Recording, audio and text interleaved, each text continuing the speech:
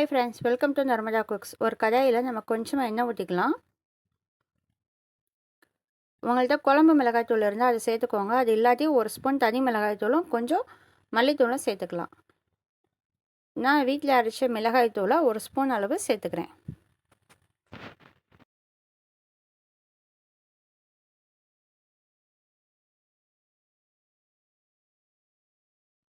மஞ்சத்தூள் கொஞ்சோண்டு, கரம் மசாலா, இது எல்லாத்தையும் எண்ணெயில் போட்டு நல்லா ஃப்ரை பண்ண விட்டுடலாம்.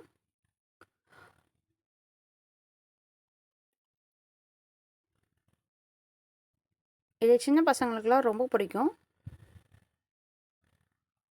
நான் குட்டி குட்டியாக சாப் பண்ணி வச்ச ஆனியன் சேர்த்துக்கிறேன்.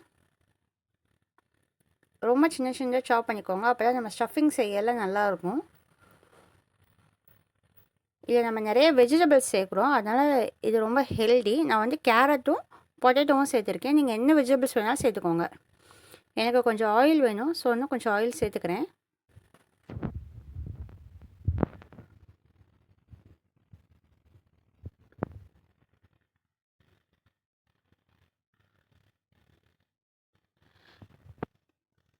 கேரட் சேர்த்துக்கிறேன்.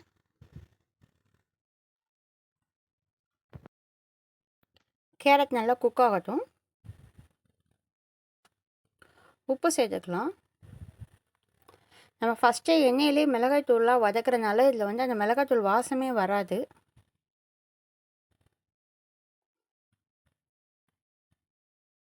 கேரட் இப்போ நல்லா வதங்கிருச்சு.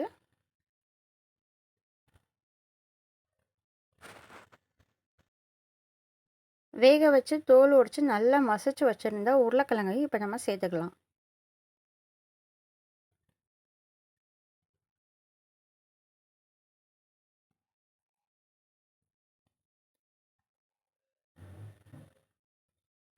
நம்ம ஸ்டஃபிங் பண்ண போகிறதுனால நல்லா மசிச்சு வச்சுக்கோங்க. இது எல்லாத்தையும் நம்ம நல்லா மிக்ஸ் பண்ணிவிட்டு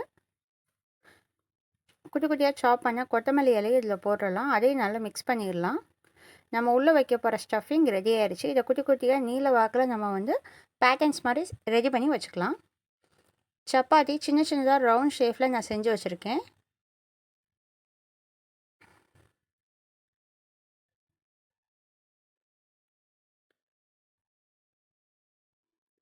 இதான் அந்த ஸ்டஃபிங்கில் நீல வாக்கில் நம்ம இந்த மாதிரி செஞ்சு வச்சுக்கலாம். நம்ம செஞ்ச அந்த சின்ன சப்பாத்தி மேலே கெச்சப் தேய்ச்சிக்கலாம். நீங்கள் கெச்சப், மைனஸ் உங்களுக்கு பிடிச்ச எந்த சார்ஸ் எது வேணால் சேர்த்துக்கலாம்.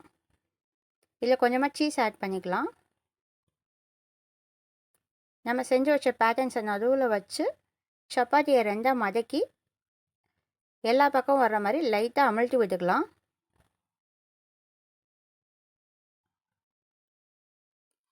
நெக்ஸ்ட்டு தோசைக்கல் அடுப்பில் வச்சு உங்களுக்கு நெய், எண்ணெய், உங்களுக்கு பிடிச்ச மாதிரி எந்த ஆயில் வேணால் யூஸ் பண்ணி இதை லைட்டாக முன்னாடி பின்னாடி டோஸ்ட் பண்ணி எடுத்தீங்கன்னா சப்பாத்தி தர்கூஸ் ரெடி.